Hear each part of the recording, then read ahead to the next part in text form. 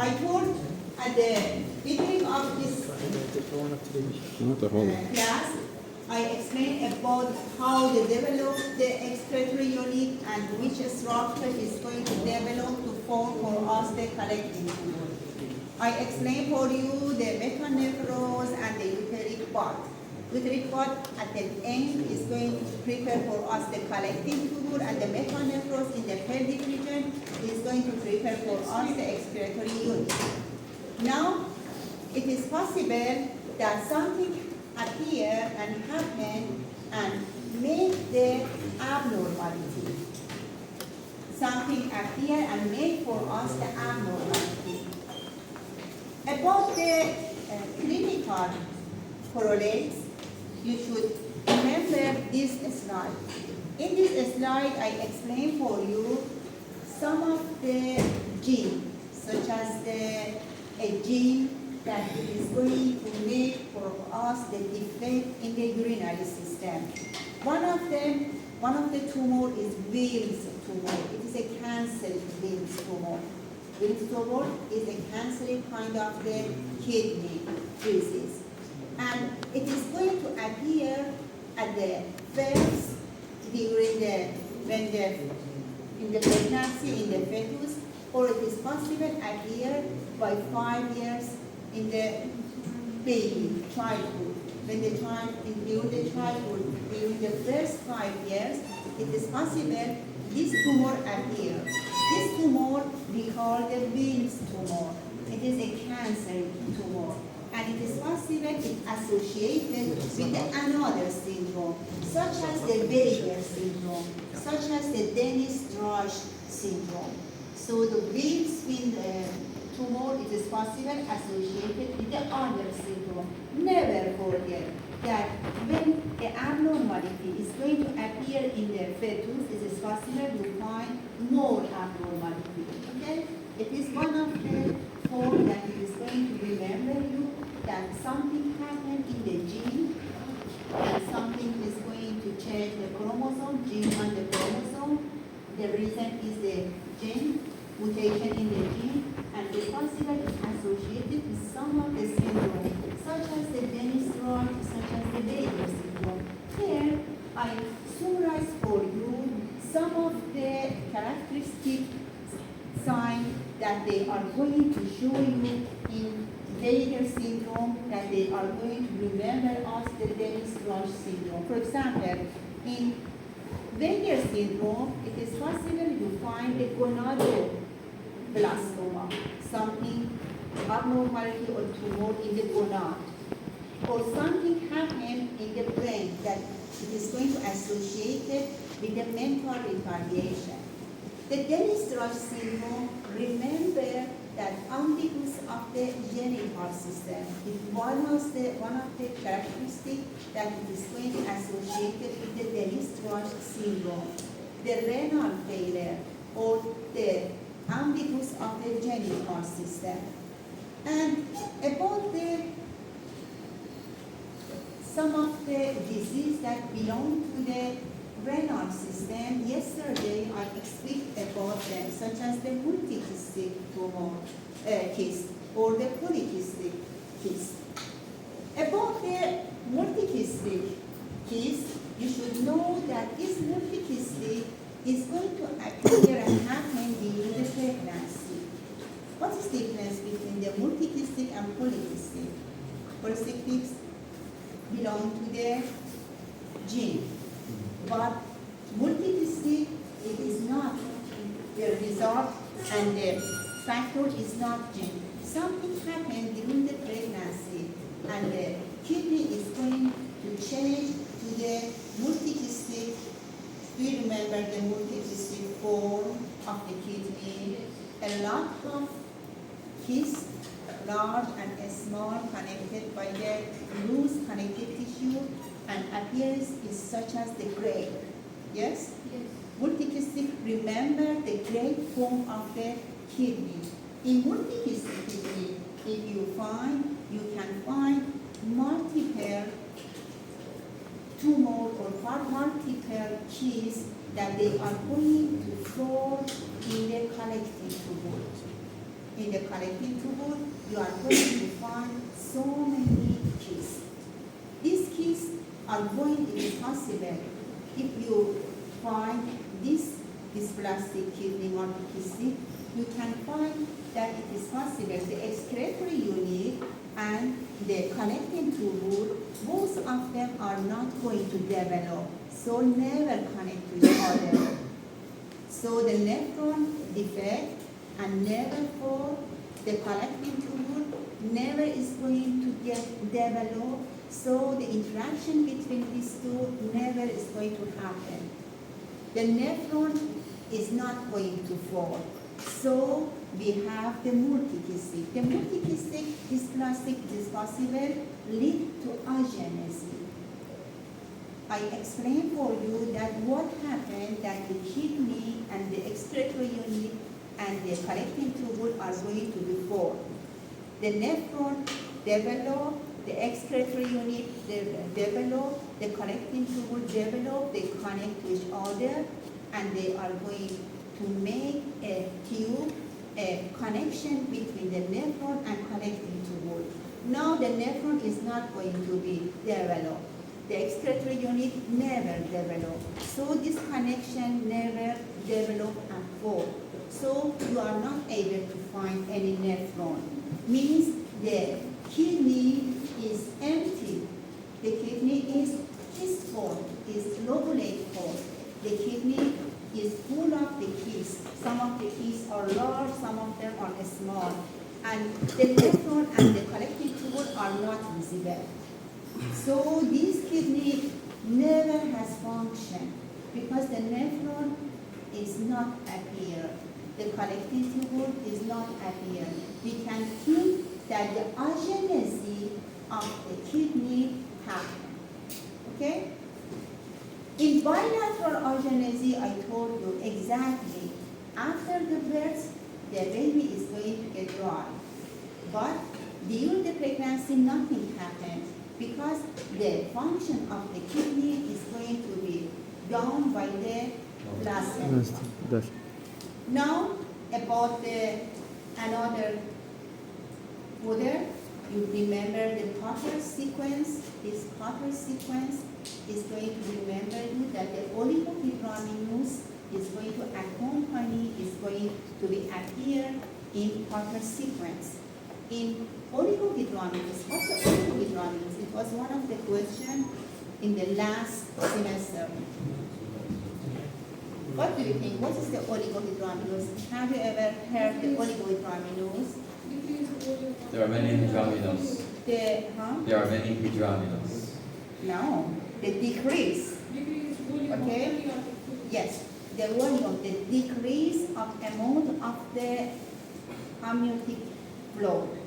We call the oligohydramnios. Okay? Oligohydramnios means the amount of the amnion fluid is decreased. What happens if the amnion fluid decreases? What do you think? The baby will find it difficult to transfer the different products. And the uterus compress. This compressing of the uterus is going to change the face. We call the Potter syndrome or Potter sequence. In Potter sequence, you have flattened face. You have clubfoot. So the clubfoot and the flattened face is a sign, a feature that belongs to the Potter sequence. In Potter sequence, also you can find another abnormality. I wrote here for you all of the abnormalities that they are going to be associated with the Potter sequence, such as the abnormality about the trachea and the duodenum. It is possible the duodenum and trachea get atrophy.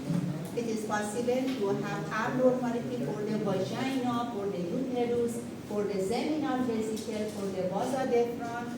You find some abnormality for the lung. You find some abnormality for the heart.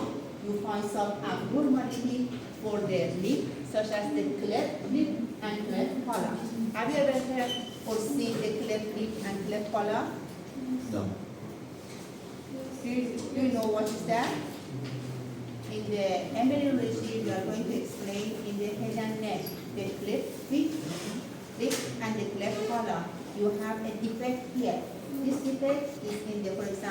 superior lip, and it is possible this defect also find in the palate, not only in the surface. In the lip also you find this defect. So all of these features are going to associate it with the Potter syndrome. In your exam, it is possible I ask you in Potter sequence, all of the following statement belong to Potter sequence except, according to this slide, the cardiac anomalies, yes, associated with the Potter sequence. Or for example, the cleft lip and the cleft palate, they are going to associate it with the Potter syndrome. Or the brain abnormality or cardiac abnormality are going to associate it with Potter syndrome. The flattened face and the cleft lip also is going to associate it with the Potter syndrome.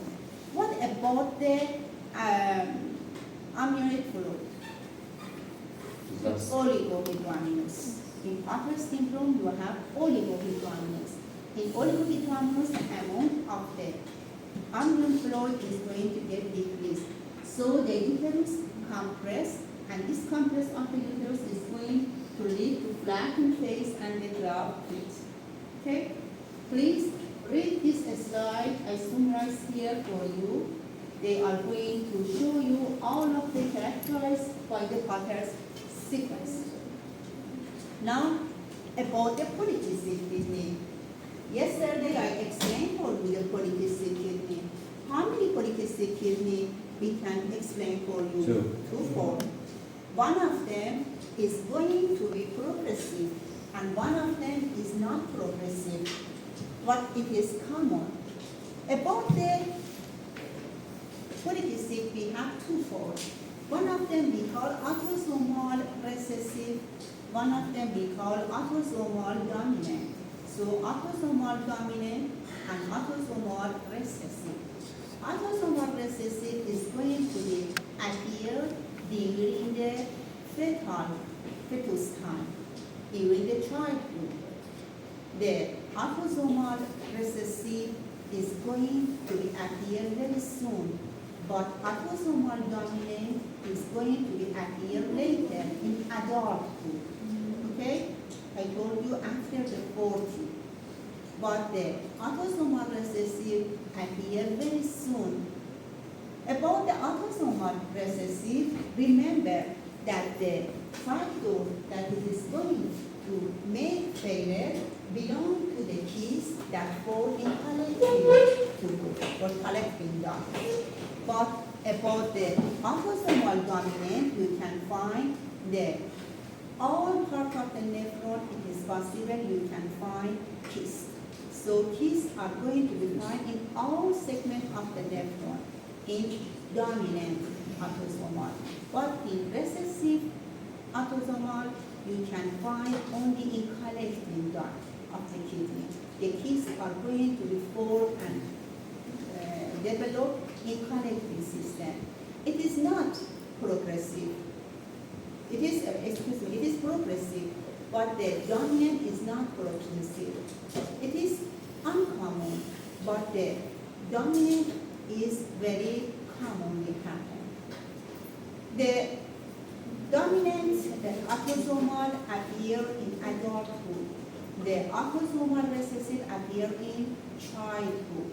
It is progressive and it is not common. Autosomal dominant is not progressive, but it is possible it find commonly and appear commonly.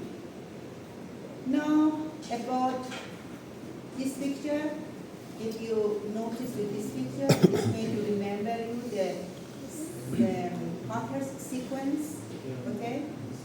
Look at the flattened face. It is going to remember you the oligohydramnios. And here you are going to find another malformation about the collecting tubule, about the urinary system. I told you we have the uteric bud. This uteric bud is going to be formed. Here we have the mesonephric duct. What's another name of the mesonephric duct? Wolfram. It is going to enter to the cloac, okay? Now, before the mesonephric duct enter to the cloac, here we have the outgrowth. This outgrowth is formed for us the collecting tubule. What's the name of this outgrowth? Urethric bud. Now, about the urethric bud, imagine it is possible from the beginning, the uterine bud is split to two. Means you have two uterine buds. It is possible these two uterine buds, such as this picture. If you look at here, you have double uterine bud, double ureter. This double ureter, it is possible find complete double ureter. It is possible in some place they connect to the other. So in partial we have double. In the other part you have a uniureter. Okay? The uteric bud, the ureter, it is possible split to two ureter. So you have the complete double ureter. It is possible not complete. You have a partial. In some place they are two, and in some part they join to each other and make one ureter. If you have two ureter, this red color is, remember you, the main ureter. The main ureter is going to connect to the urinary bladder. This red tube is going to remember the abnormality. This abnormal ureter is possible connect to the vagina.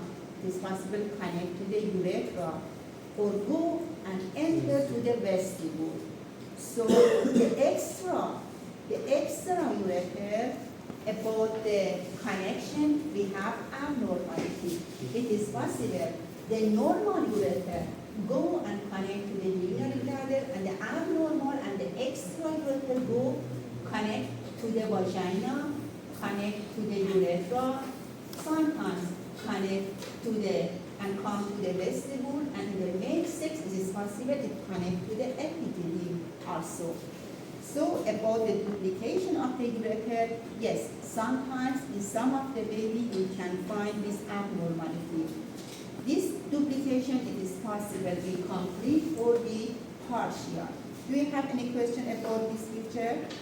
It is easy. About this picture, the abnormality about the position of the kidney, I told you about the location, about the position of the kidney. You know this picture, so I'm not going to explain. About this picture also you know everything, yes? Yes. It is the multiple artery. I told you about the advantage and disadvantage of the multiple artery yesterday. Now, which structure is going to form for us the urinary bladder, the urethra? Now look at here. Again, one of the questions about the last semester for Iranian was here. I asked from them that explain the differentiation of the cloac. You know, this Wolfram duct or mesonephric duct is going to connect to the cloac. I told you, before entering to the cloac, this outgrowth we call the urethric bud. It is going to make for us the collecting tubule, and it is going to make something change in the metanephros, and here is nephron is going to be formed. Now, what happened to the cloac? You know how the kidney, how the nephron, how the collecting tubule form. Just now, I am going to explain for you the urinary bladder, the urethra, how the urinary bladder and how the urethra is going to get developed. We have the cloac here, yes? Now look at the cloac. The cloac is going to differentiation. And for differentiation of the cloac, a septum, this septum, is going to be appear. This septum we call urorectal septum. This urorectal urorectal septum. We have the urorectal septum. This urorectal septum is going to develop and divide the chloride to two segments, anterior segment and posterior segment. So urorectal septum is going to divide to chloride to two portions, anterior portion and posterior portion. The posterior portion we call the anal canal. Anterior portion we call urogenital sinus. Again, just now I am going to explain for you what happened that the chloride is going to make for us the external genitalia, urinary system, and urethra. Which part of the chloride are going to participate? It is a septum. This septum we call urorectal septum. This urorectal septum is going to divide the chloride to two segments, anterior segment and posterior segment. Posterior segment is going to make for us the anal canal, and here make for us the anal canal. And anterior part we call the urogenital sinus. What's the name of this septum? Urorectal septum. This urorectal septum at the end, in the distal end, is coming here. The urorectal septum, distal end of the urorectal septum, later is going to prepare for us the penile body. Penile body, you know, is anterior to anal canal, posterior to the ball and the vagina in the female, ball in the male.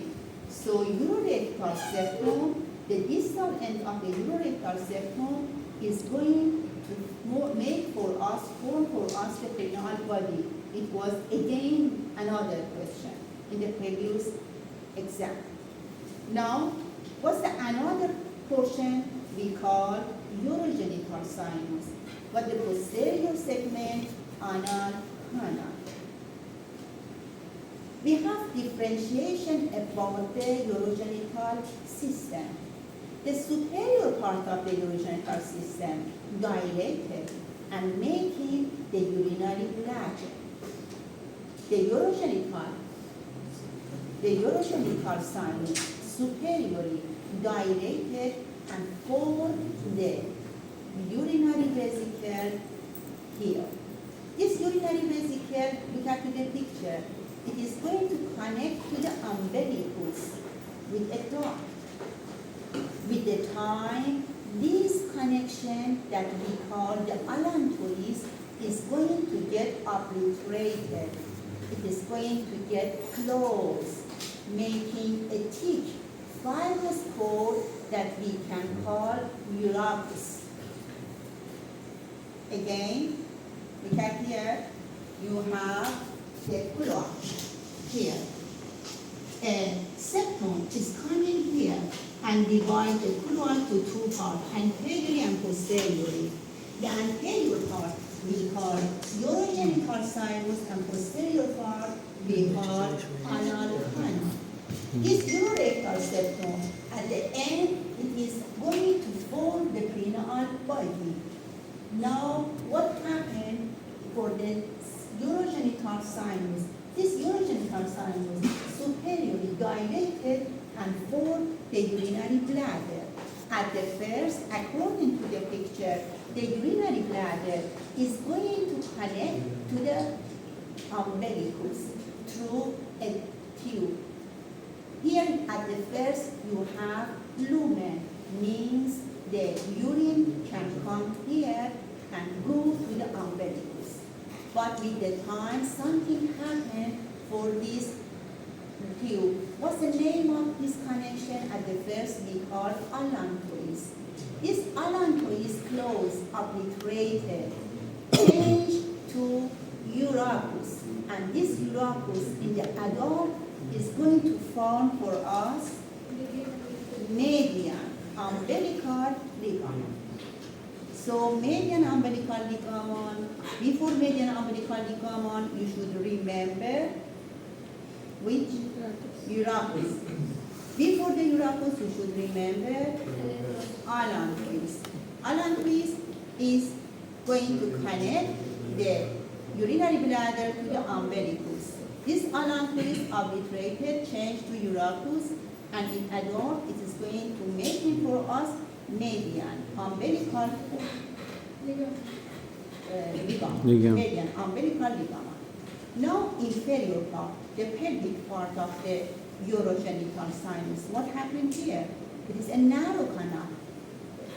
This narrow canal in the middle part form the urethra. Which part of the urethra? The prostatic urethra, the membranous urethra.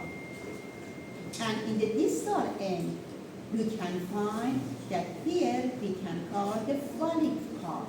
This phallic part is going to form for the patient, it is going to form for the woman, the man and the woman, the external genitalia. So the urinary bladder, the urethra, and inferiorly the phallic part. The phallic part is going to differentiate the difference. It is going to develop difference in the male and in the female. They are going to participate to form the external genitalia. Do you get that? How many parts is going to be formed from the urogenital sinus? Superiorly, urinary bladder. Inferior urinary bladder, and narrow canal. It is going to form for us the urethra. Which part of the urethra? Prostatic and membranous. And the inferior part of the urogenital sinus is going to participate to form the external genitalia. It is the phallic portion. Phallic portion.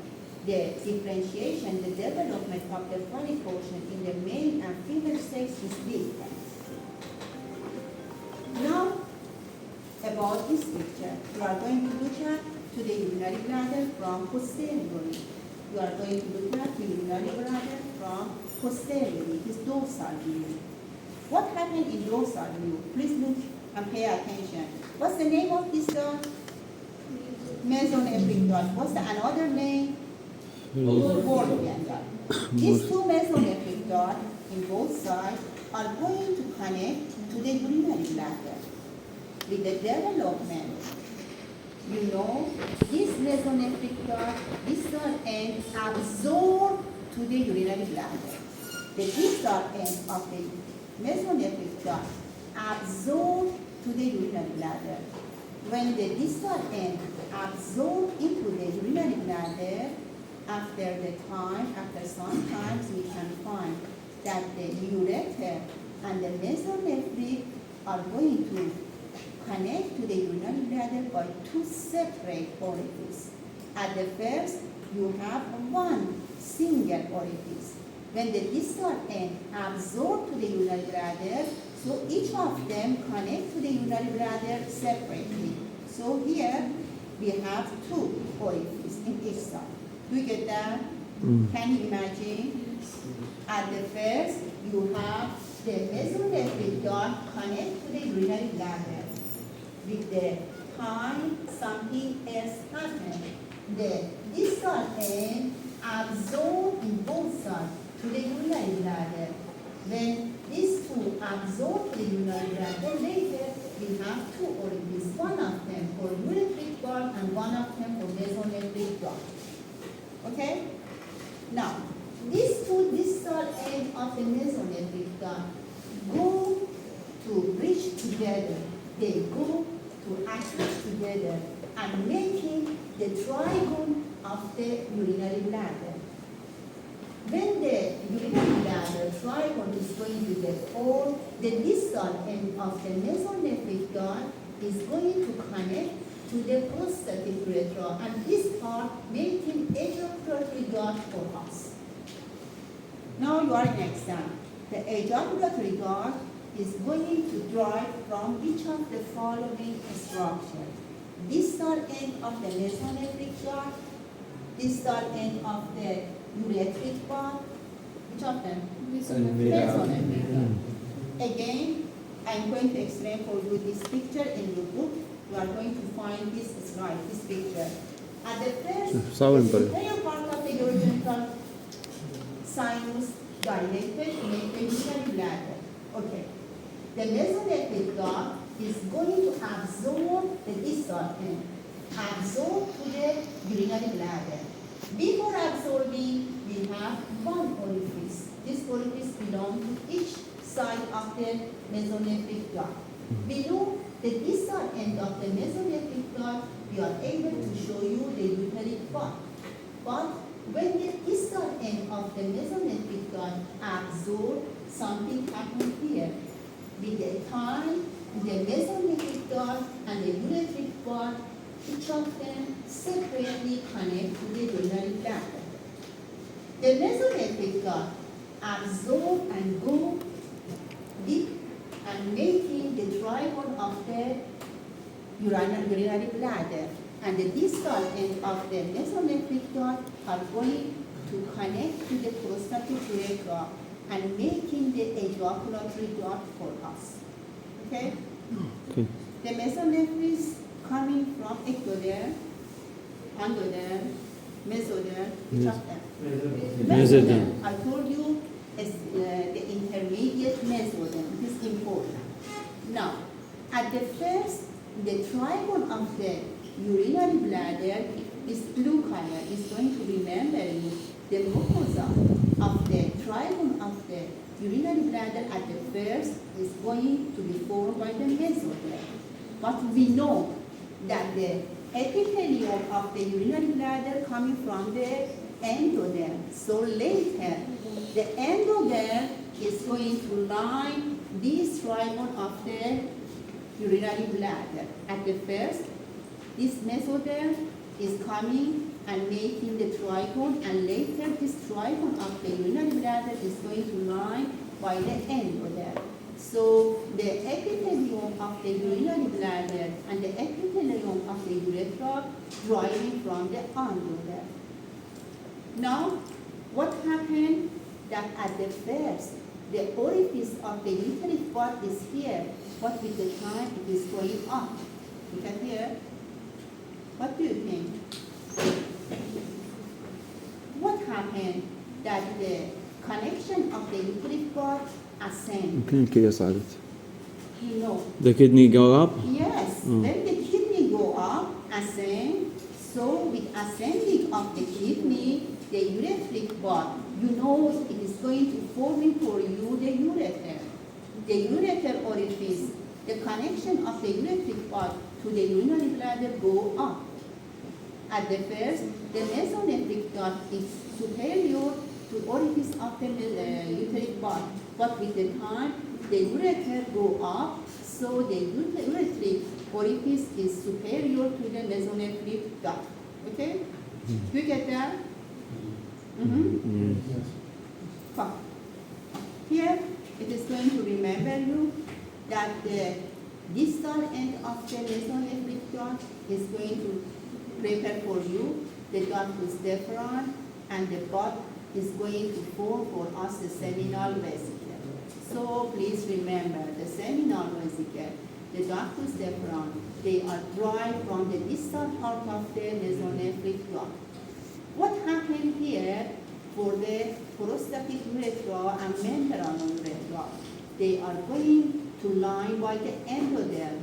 They are going to line by an epithelium that runs from the endoderm. At the end of the 3 months, the proliferation of the epithelium in the prostatic urethra, they proliferate, outgroup, and they grew in the peripheral mesenchyme and making the prostate. So the prostatic urethra, during the 3 months, something happened here. You have the proliferation of the endoderm. This proliferation grows out and making the prostate. So this part is going to make for you the prostate. And the inferior part, I told you, we call the phallic part. Phallic part is going to form the penile urethra or a spongy part of the urethra and the external genitalia, you should know that the inferior part is going to be differentiation difference between two sex, female and male sex. About the urethra in women, you don't need to grow the prostate. So the superior part of the urethra is going to change to the paraurethral gland and the urethral gland. Paraurethral and urethral gland. But in the male sex, the prostate is going to fall here. And about the bladder and differentiation of the cloac, you should know when we are going to speak about the urinary bladder, please remember the 4th week to 7th week. 4th week is important. Coronephros appear and disappear. Mesonephros is going to appear. From the 4th week to the 7th week, something happened that we have the development and differentiation in the cloac, and so the urinary bladder is going to get formed. I explained for you that how the urinary bladder is going to get formed. Now, another abnormality is visible here. What's the name of this? Urachal fistula. If obliterated, the allantois change to urachus, but sometimes the lumen remain. What happened here? We call urachal fistula. What happened here in this patient? The urine can go and come out from the umbilicus. Normally, the allantois obliterated and making a thick and fibrous core that we call the urachus. And in the adult, we call median umbilical ligament. But if the lumen remain, we call urachal fistula.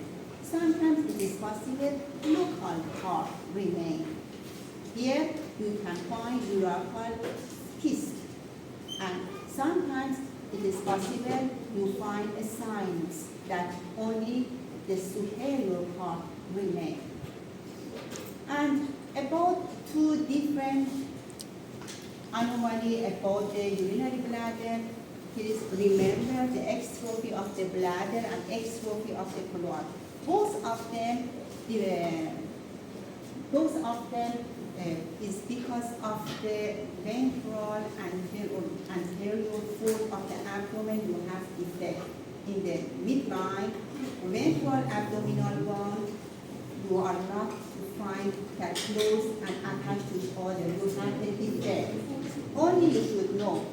It was one of the questions. Which of them is dangerous? Which of them is severe defect? Extrophy of the bladder or extrophy of the cloac? The extrophy of the cloac. In extrophy of cloaca, it is possible you find another abnormality, such as the imperforate anus. So, in extrophy of the cloac, it is possible you find imperforate anus. It is possible you find external genitalia. It is possible you find some external genitalia defect or some renal defect. But in extrophy of the bladder, you should know that the ventral wall of the abdomen defect appear and the mucosa of the urinary vesicle is exposed. The penile part of the urethra is possible exposed and continue to the umbilicus.